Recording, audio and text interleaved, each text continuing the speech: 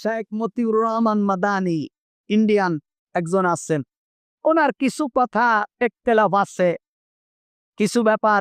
একজন ব্যক্তির প্রত্যেকটি কথাই যে একেবারেই নবীদের মতো হবে এমনটা না, কারণ নবীদেরকে গাইড করেন আল্লাহ সুবহানাহু ওয়া তাআলা, আর মানুষদেরকে আল্লাহ গাইড করেন না।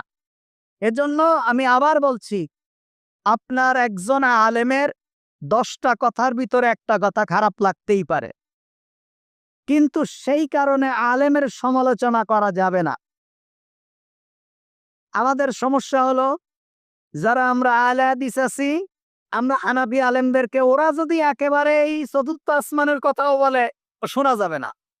আবার যারা হানাফি আছি, আহলে হাদিসদের কথা মোটেই শোনা যাবে না। না, এটা না।